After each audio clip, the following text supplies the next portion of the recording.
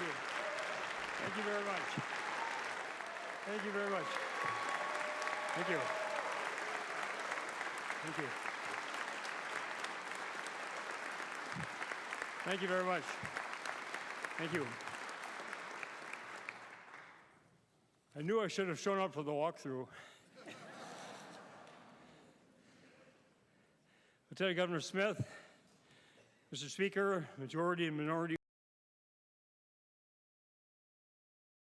Madam President, the majority and minority leaders, and members of the Minnesota Senate, Madam Chief Justice, and the distinguished members of the Minnesota Supreme Court and the Court of Appeals, my fellow constitutional officers, members of my cabinet and staff, other guests, including my son Eric, my grandson Hugo.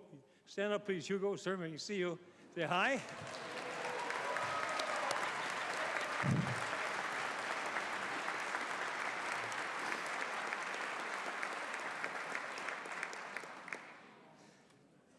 Hugo's grandmother, Elida Messenger, and my other special friends, and my fellow Minnesotans.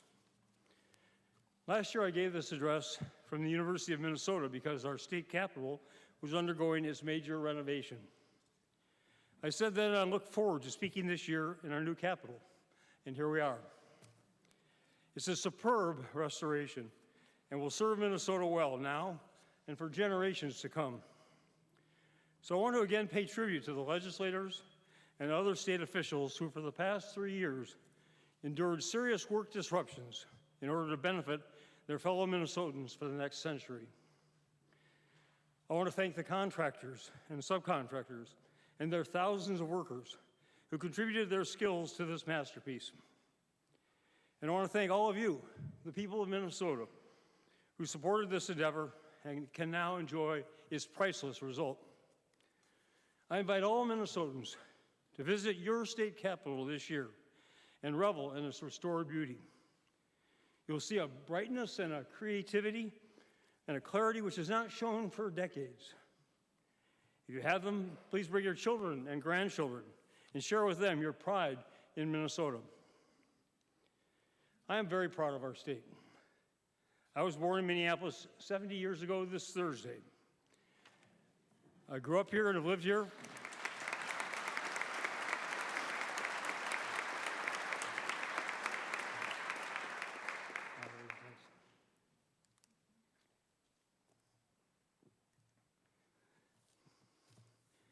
I love Minnesota. I love the forests, the farmlands, the waters, the big cities, and the small towns. I love the different seasons, each with its own distinctive features. Most of all, I love the winters, because that's when, as a boy, I could pursue my passion for playing ice hockey. There were few indoor arenas in Minnesota back then, so we depended upon cold fall and winter weather to skate on frozen lakes and ponds. If I could skate on the pond near my house by Thanksgiving, that was my definition of a good winter. Now, as I approach the end of my career in public service, with 2 years remaining in this, my final term as governor, I'm especially grateful for all of the remarkable people I have met in Minnesota. The teachers who dedicate their lives to helping struggling children, the heroic law enforcement officers who courageously risk their lives to protect our lives, the hardworking public employees who serve the rest of us well and seldom get credit for doing so, the talented businessmen and women who drive our economy and provide us with jobs, the skilled workers who make those jobs work for a better Minnesota, amazing farmers, doctors, nurses, firefighters, and so many others who make ours the best state in the nation. I thank you all.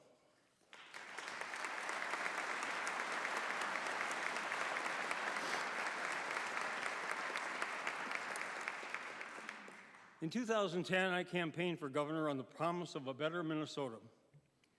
Now, and 2.5 years from now, I expect to be judged by you, the people of Minnesota, on how well I have kept that promise. In my first inaugural address, I said that my top priority was to bring more jobs to our state. When I took office in 2011, there were 202,000 Minnesotans unemployed. Since then, our growing businesses have added 255,400 jobs. Our state's unemployment rate has been at or below 4% for the past 30 months. And there are more jobs in Minnesota now than ever before. Nevertheless, these past 6 years have been very difficult for many of our citizens. The Great Recession has had severe and lasting effects. The New World economy doesn't look like the old one, and it doesn't treat many Minnesotans as well. Inflation-adjusted real household income in Minnesota averages $68,730 today, which is 22% above the national average. However, it is 8% less than it was at the turn of the century. To repeat, the average Minnesota family is relatively poorer than 16 years ago. The U.S. economy, which from 1970 until 2007 grew at an average annual rate of 3.1%, real GDP, is now recovering from the Great Recession at a much slower pace. Real GDP is now projected to grow by only 2% annually for the foreseeable future. A slow growth economy with declining real incomes foreshadows a very uncertain future for many Minnesotans and other Americans. Compounding those uncertainties are the ever-widening gaps between people who have too little and those who have so much. From 2007 to 2015, the average real incomes of the richest 20% of Minnesotans increased. The average real incomes for everyone else fell. And the incomes of the wealthiest 5% increased the most of anyone. That drop in share of income affects the bedrock of our society, the middle class. It's not just that the rich are getting richer and the poor are getting poorer, our middle class is getting poorer too. For many of Minnesota's hardworking men and women, their lives are more difficult and uncertain than before the previous recession, or for Minnesota's farmers and miners, the current recession. Many have to work longer hours for less money, and many others who have good-paying jobs worry that they might lose them. Health insurance premiums cost more and often cover less. Retirement incomes are more inadequate and less reliable. Too many Minnesotans no longer believe that their own futures will be better and that their children will live even better lives. We cannot escape entirely the ups and downs of the U.S. economy. However, in the past, we have often suffered lesser downturns during national recessions and achieved faster recoveries when conditions improve. If our country is going to be mired in an era of slower economic growth, our public investments must be even more targeted to ensure that our state's economic performance remains superior to most other states. Thus, we should look closely at every budget expenditure and policy decision and ask ourselves two questions. What will they do to help hardworking Minnesotans now? And how will they help our children and grandchildren in the years ahead? The answer to those two questions should shape our priorities in this legislative session. Our first priority is for the foundation of a successful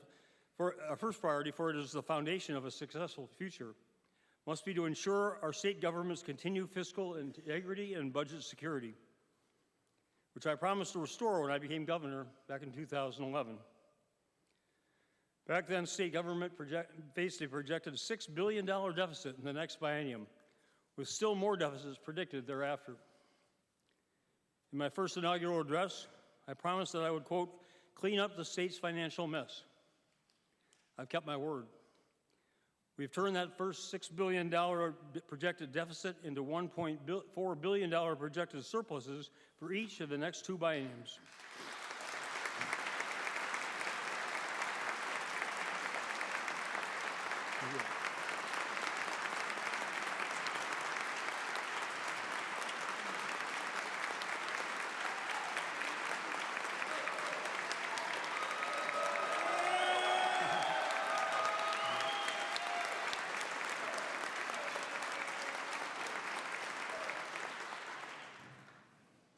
To get there, we first had to repay that $2.8 billion owed our school districts, then repay previous raids on the airport fund, the Doug Johnson Fund, and the solid waste landfill fund.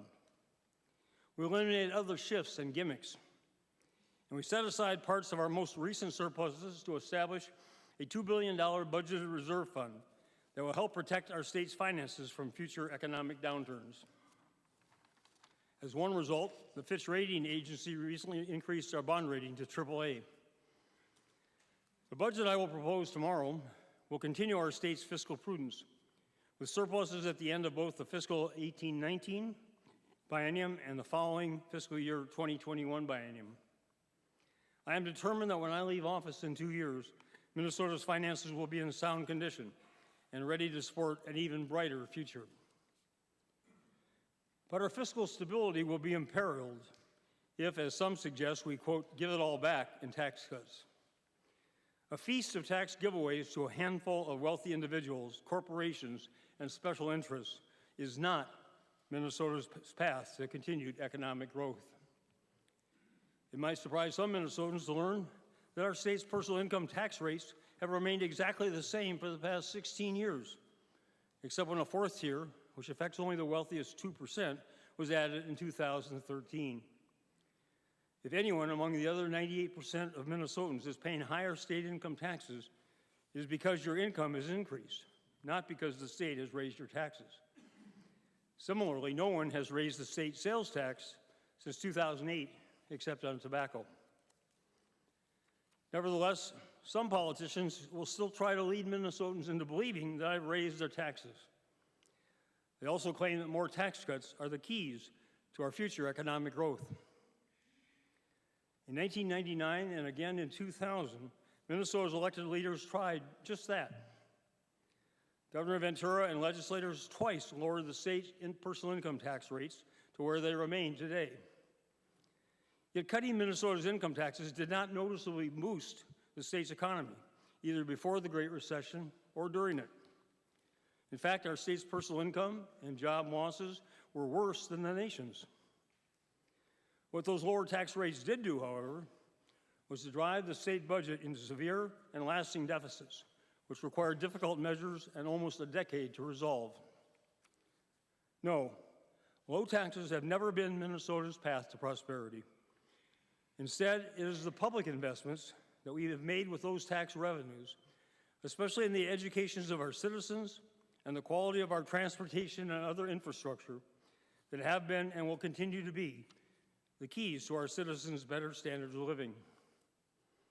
As such, they should be our top priorities for putting those budget surpluses to work for Minnesotans. When I ask businessmen and women why they are locating or expanding here, their number one reason is almost always the quality, reliability, and productivity of our people. Minnesotans inherently know and practice the virtues of honest, hard work. But to enable all Minnesotans to achieve their full potentials, we must provide them with the best possible educations, skills, and training that they will need to live successful lives and contribute to the successes of their communities. Those excellent educations, from early childhood to K-12 elementary and secondary, to colleges and universities, are increasingly the prerequisites for better jobs, higher incomes, and healthier lifestyles. If we were ever to lose our educational superiority, the damage to our state's social and economic well-being would be irreparable. That is why a top priority during my first 6 years as governor has been to restore state funding for our elementary and secondary schools, our public colleges, universities, and technical schools, to provide free all-day kindergarten to our 5-year-olds, and now to increase support for quality child care and pre-kindergarten classes.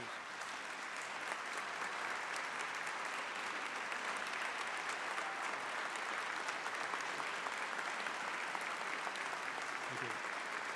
Thank you.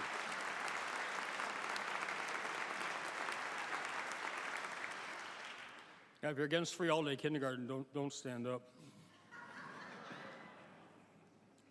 Those investments are our best strategies for choosing achievement gaps and for raising the skill levels of all of our students.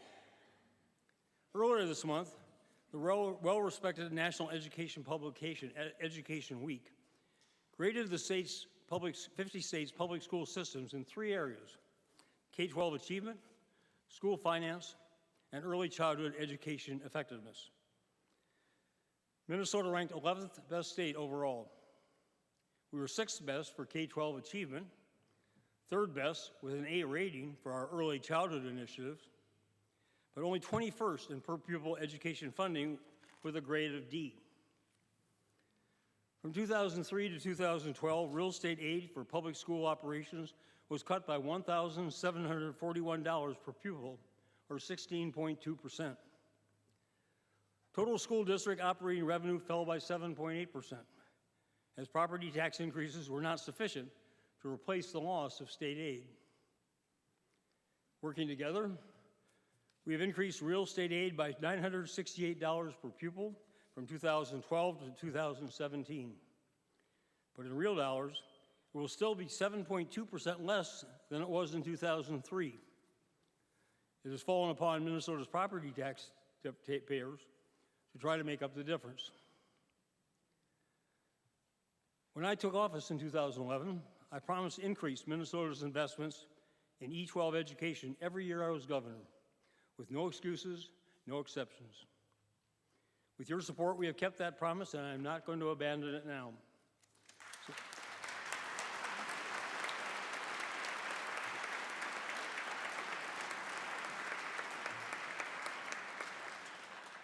So tomorrow I will propose 2% increases in the per pupil aid formula for each year of the next biennium.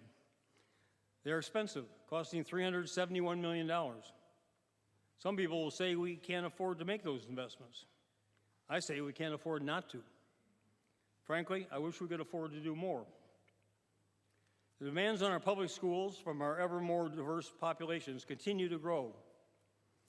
As I said earlier, our schools' abilities to meet those growing needs and to provide every student from every background with what he or she needs to become a successful adult are crucial to their individual successes and to our state's better future.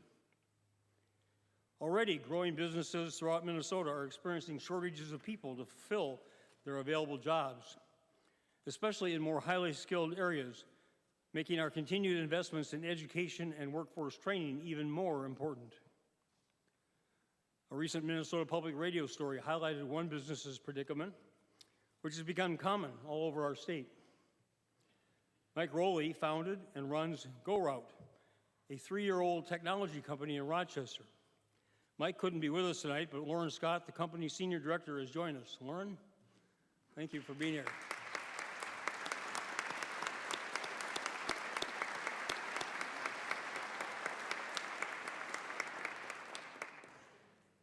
Mike and Lauren say they're ready to increase sales dramatically this year, but they need more trained staff to do so. And finding them in Rochester is proving difficult. If they can't find the skilled workers they need, they worry that their financial backers will pressure them to move their business elsewhere. If GoRoute can grow successfully in Rochester, however, it will benefit not only the company and its employees, but also the entire city. One investor said Rochester needs only 1 or 2 success stories like GoRoute to make the city a magnet for innovators that it wants to be. Adding those businesses to the Destination Medical Center, being led so well by the board's chair, Lieutenant Governor Tina Smith, will multiply the benefits to our entire state. Thus, increased investments in the University of Minnesota and Minnesota State are crucial to meeting businesses' future workforce needs. It surprises some to learn that state funding for higher education for Minnesota State, the University of Minnesota, and the state grant and loan programs has fallen significantly during previous decades. From fiscal years 2000 to 2013, real estate support for higher education dropped by 48%. In 2012, state funding for higher education had dropped to its lowest level in real dollars since 1981. Those declines come as no surprise, however, to the outstanding leaders of our 2 state college and university systems, University of Minnesota President Eric Kaler and Minnesota State Chancellor Stephen Rosenstone, who are here with us tonight.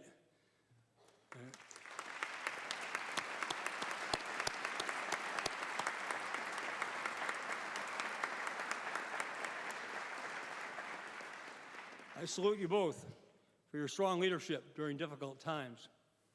I especially want to thank Chancellor Rosenstone, who is retiring this summer, for your dedicated service to our state.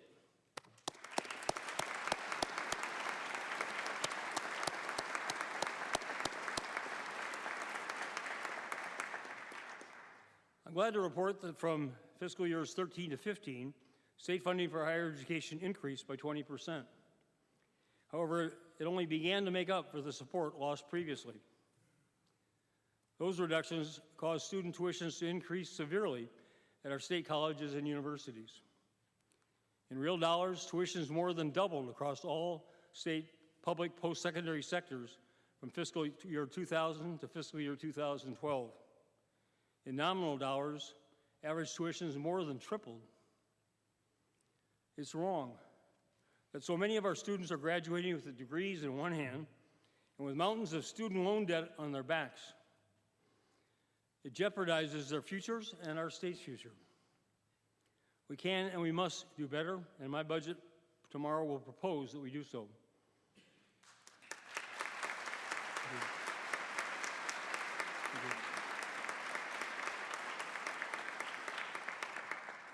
In addition to increasing general fund support for our public colleges, universities, and student aid programs, it is also critical that we increase the capital investments needed to repair and expand existing buildings and to build new world-class facilities. Many of those projects are included in my proposed bonding bill, but frankly, even that is not enough. Minnesota State and University of Minnesota campuses are falling farther and farther behind in their needed physical plant improvements. They cannot provide first-rate educations in third-rate buildings and classrooms. And those obsolete facilities will not attract either the number or the caliber of students needed for those institutions to be successful, and thus for Minnesota to remain successful. And if we invest in them now, however, our colleges and universities will produce the entrepreneurs, the ideas, the workers, and the products to drive business and job growth throughout Minnesota for decades to come. And that should be our goal. But we cannot expect our schools to be successful or our economy to flourish if we fail our kids before they even enter classrooms. That is why the most essential component of a successful education strategy and our highest priority must be to improve early learning opportunities for all of Minnesota's youngest children. The best way to close the achievement gap is to stop it before it begins. The good news is we've already made great progress already, but those gains aren't yet enough. When I ran for office, I promised to expand state-funded kindergarten to serve all of Minnesota's 5-year-olds. Today, because of legislative support in 2013, over 55,000 children are attending all-day kindergarten in Minnesota, and we have tremendous results to show for it.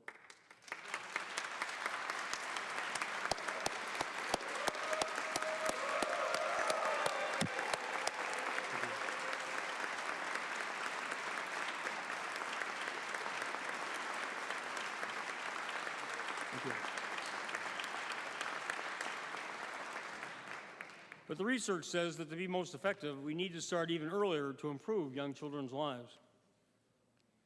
The legislature deserves credit for increasing state support for quality child care and supportive family services during the past 6 years. Last year, you provided the first state funding for pre-kindergarten school programs, which was immediately oversubscribed by eager school districts and now benefits 3,300 Minnesota 4-year-olds.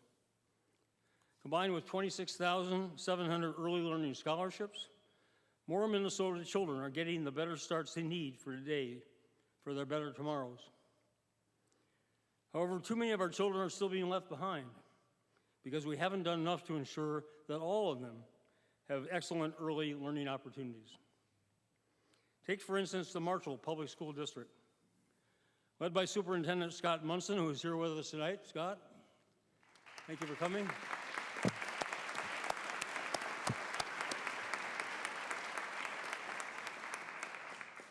Marshall applied for pre-K funding. A grant would have helped 52 of their youngest learners. Unfortunately, because of the state program's inadequate funding, Marshall was one of 160 school districts that could not be supported this year. Nevertheless, Marshall, like many school districts, is moving ahead anyway. With limited funding but great determination, They've enrolled 125 students in their Little Cubs program for 3, 4, and 5-year-olds. Thanks to state funding for other early childhood programs, including scholarships, Marshall has been able to keep costs down for families enrolling in preschool. Thank you, Superintendent Monson, and thank you to your tremendous pre-kindergarten team who have joined us here tonight, Jill Schwartz and Darcy Love.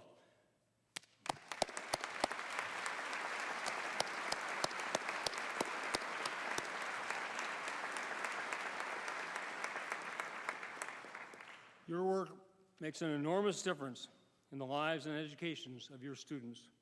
Minnesota is better for your exceptional efforts, and again, I thank you. But we must do more to support our young children all over our state. That is why on my budget I will propose further increases in state funding for quality child care, for pre-kindergarten, and for other early childhood enhancements, such as visiting nurses for teen parents. They will all help to ensure that every child starting kindergarten has a decent chance to become a successful student and to become a healthy, productive adult. But don't take my word for it. To hear Janice and Mylan Armstrong talk about the gains their 4-year-old daughter, Janice, made since beginning voluntary pre-K is to understand what early education means for Minnesota families. Before their daughter, Jana, began pre-K, her parents took turns staying home to care for her. But her limited interactions with other children were starting to affect her physical skills, vocabulary, and emotional development. Janice and Mylan believed that Jana would benefit from high-quality childcare, but they couldn't afford the cost. However, since Jana began attending free pre-K 5 days a week, she has blossomed. Her vocabulary has increased tremendously, her motor skills are improving, and she has made great friends at school. She will be ready to start kindergarten this fall. Having Janet in school has also given more freedom to her parents. Janice has returned to school part-time and is applying to nursing programs in the fall. Thank you, Janice and Mylan, who unfortunately could not be here tonight, but thank you for sharing Jana's success with all of us.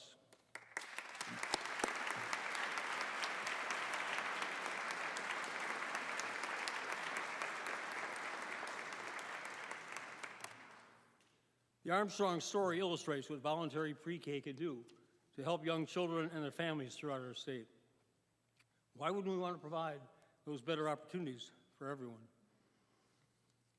In addition to our moral responsibility to ensure that every child receives a world-class education, there's another important reason to make these additional investments, because our future depends upon them. The complexion of Minnesota today is very different from the state I grew up in. Back then, diversity training was teaching the Germans to get along with the Scandinavians, or the Norwegians with the Swedes. Now Minnesota looks more like the world. Between 2000 and 2015, our state's white population grew by 3%, adding about 109,000 people. During the same period, all populations of color in our state increased by 79%, adding about 461,000 people. And to our benefit, Minnesota will become even more racially and ethnically diverse in the years ahead. Some people want Minnesotans who are different from them to, quote, go away. In Minnesota today, children, teenagers, and adults are arriving at school or work to find words of racial hatred, religious bigotry, or other smears written on their walls, lockers, and bathroom stalls. This ugliness has no place in our schools, our workplaces, or our communities, and each of us has a responsibility to stand up and snuff it out.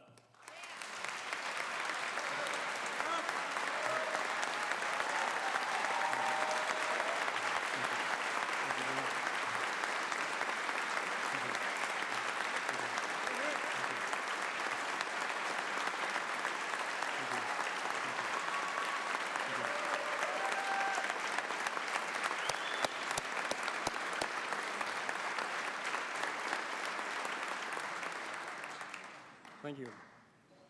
The students I met recently at Maple Grove High School have shown me, and all of us, the courage it will take to make Minnesota a better place for everyone.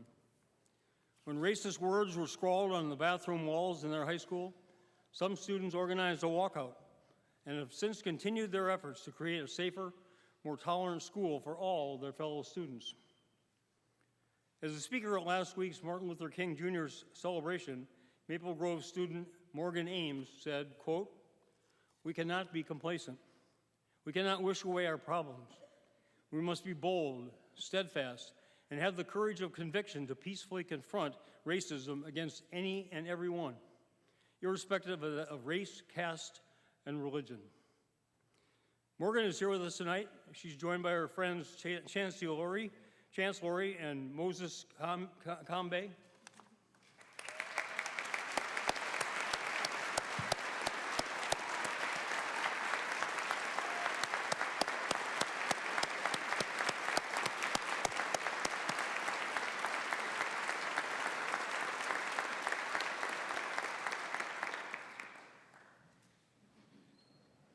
Morgan, Chance, Moses, you are our state's future, and our future is brighter because of your courage.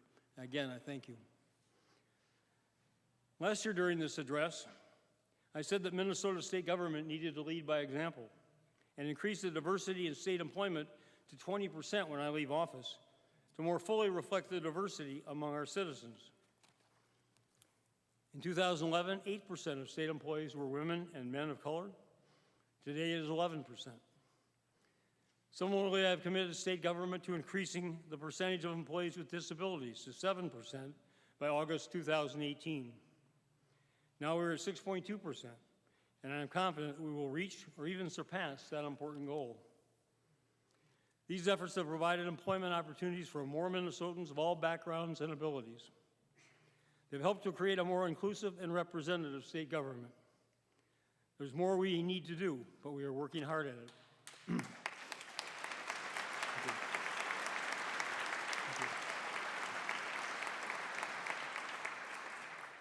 Along with education, the other most important investments we can make to create better futures for Minnesota are in transportation and other infrastructure improvements. I have spoken about the need to improve our state's highways, roads, bridges, and public transit systems during every one of my previous State of the State addresses. I said the situation is urgent. One legislator partly agreed with me last year. He said the problem was, quote, urgent, but not that urgent. Well, I think our transportation deficiencies are that urgent. Roads, highways, and public transit systems are to our state's economy like arteries are to the human body. If the arteries are healthy and efficiently transport blood, oxygen, and nutrients throughout the body, everything works at its best. If, however, the arteries become decrepit or clogged, the body's performance suffers. Minnesota is at a critical juncture with its transportation systems. Our investments are inadequate to maintain even their current conditions, much less to expand them and serve our growing population.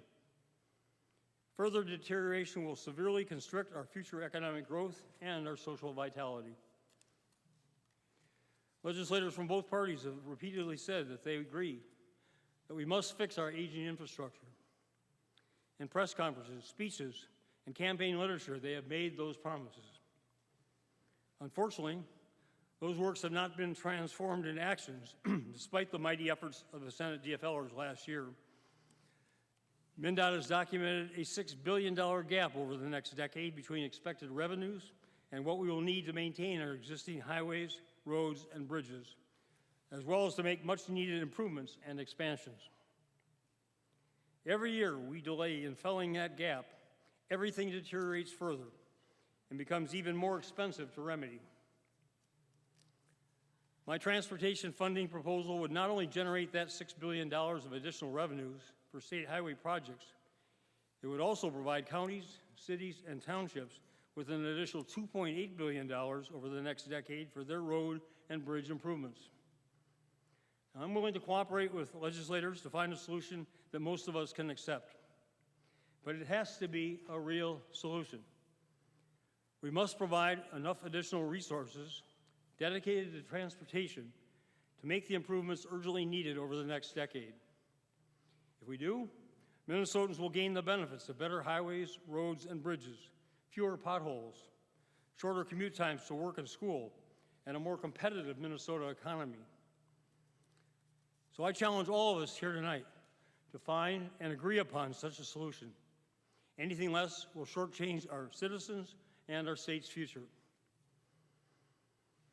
A similarly critical need exists for increased investments to improve public transit in this and other metropolitan areas of our state. An estimated 800,000 more people are expected to live in this metropolitan area in 25 years. Imagine the traffic jams if they are all forced into cars on existing metro streets and highways. There's not enough funding now to support even the current level of bus services, and is completely inadequate to build the new rapid transit, primarily bus routes, needed throughout the entire metropolitan area.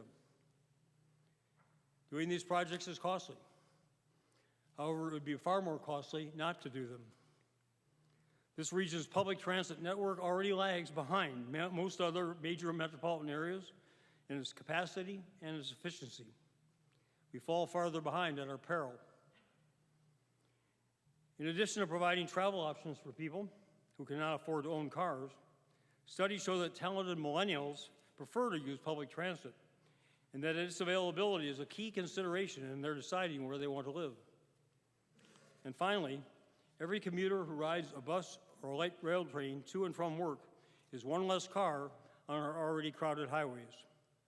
So even people who don't use public transit benefit from its success.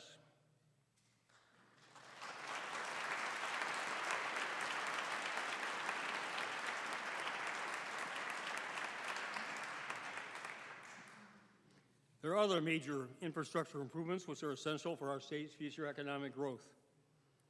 I've called for 2017 to be a year in which we all pay special attention to the quality of our state's water, which most of us assume we can take for granted. Unfortunately, the facts say otherwise. Many of our state's lakes, rivers, streams, and ditches have water that is unsafe for drinking, washing, commercial uses, and recreation. And those problems are getting worse. What does it say about the land of sky blue waters when families can't swim safely in nearby lakes? What does it say when local rivers and streams are so polluted that fish and other wildlife cannot live in and around them? This Friday, I will host the second State Water Summit in Morris to develop more ideas for solving those serious problems. However,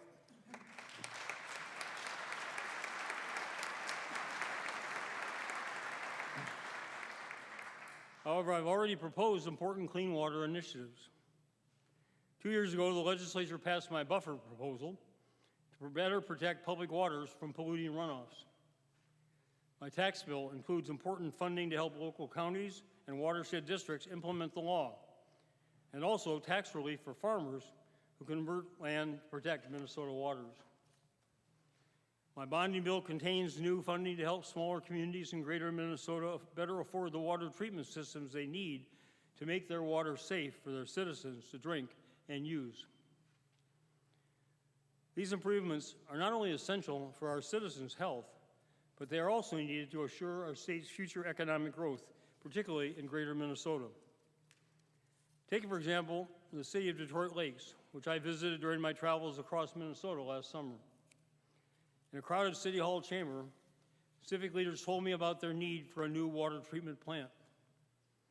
Everyone agreed that the old plant can no longer provide enough clean water for the city's uses. They also agreed that a new plant would be too expensive for their residents and businesses. It is expected that it would cost $36 million, which would be about $4,000 for every man, woman, and child in Detroit Lakes.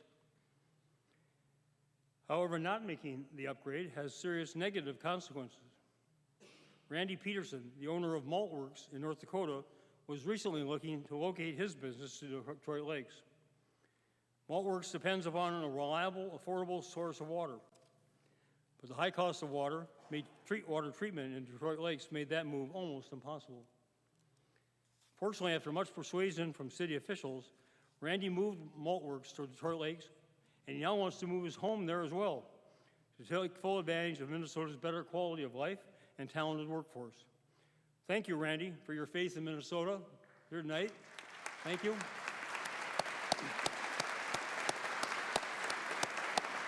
Thank you.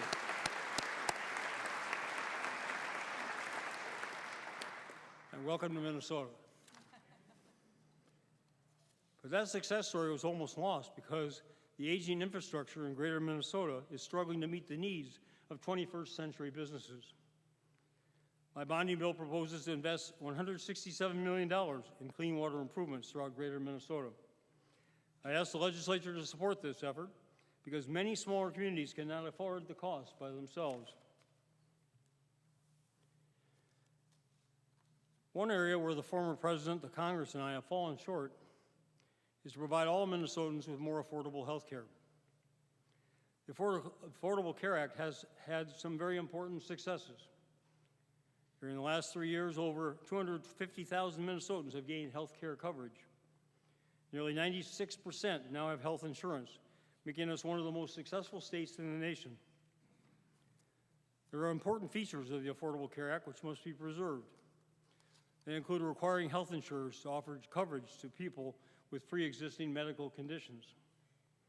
The Kaiser Family Foundation estimates that over 1/4 of American adults, including 744,000 Minnesotans, have pre-existing health conditions that would disqualify them from coverage under the insurance industry's former practices. We must also protect the Medicaid expansion and Minnesota Care that have provided lifelines for 300,000 Minnesotans, as well as many rural hospitals and clinics. And parents should remain able to cover their children under their policies until they reach the age of 26. It is also essential to protect the quality of coverage Minnesotans have gained under the Affordable Care Act. Obamacare now requires that insurance plans must include 10 essential health benefits: outpatient care, hospitalization, maternity, pediatric care, mental health and substance abuse treatments, emergency, preventative, laboratory, and rehabilitative services, and prescription drugs. Now, some people object that they must buy higher cost coverage that they don't need, like maternity coverage for us 70-year-old males.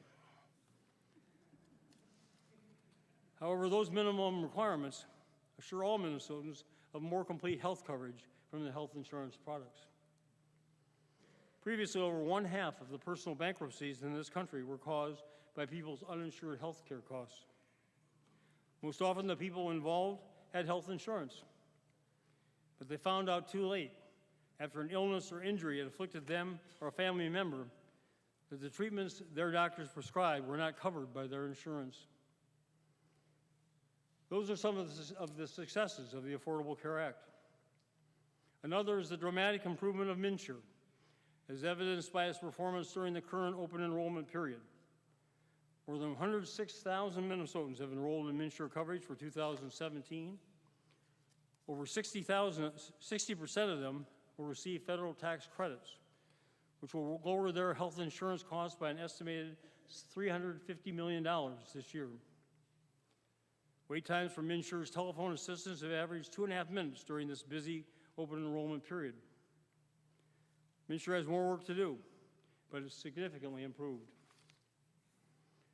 On the other hand, far too many Minnesotans who don't qualify for federal tax credits have been hit with rapidly rising health insurance costs, from drastic increases in their premiums to extremely high deductibles.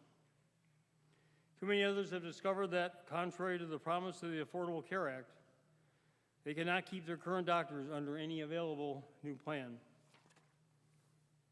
Those failures of the ACA are having devastating effects on the lives of many Minnesotans.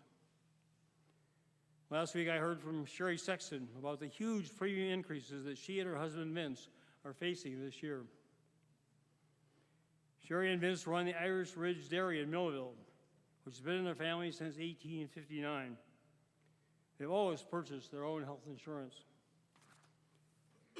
Last year, the Sextons paid $1,580 a month for their insurance coverage. This year, their premiums will cost them $2,200 a month.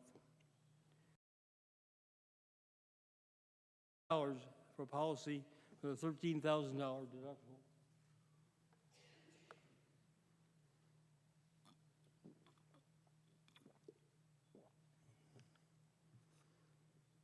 But it is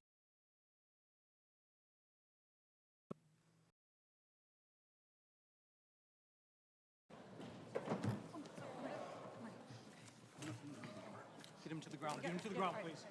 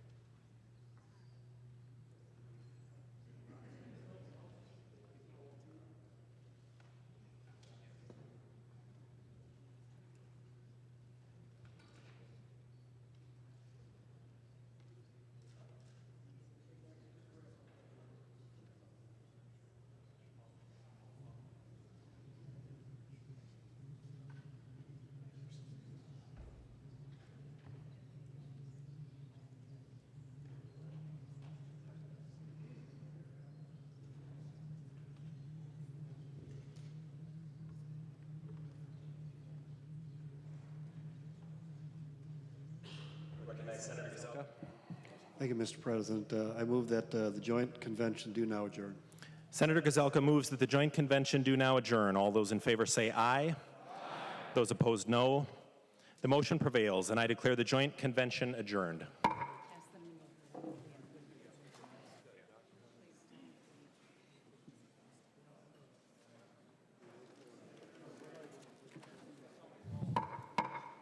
The House will come to order. I recognize Representative Pepin. I move that the House do now adjourn. Representative Pepin moves that the House do now adjourn. All those in favor say aye. Aye. Those opposed, no. The motion prevails, and the House stands adjourned until 3:30 p.m. on Thursday, January 26th, 2017.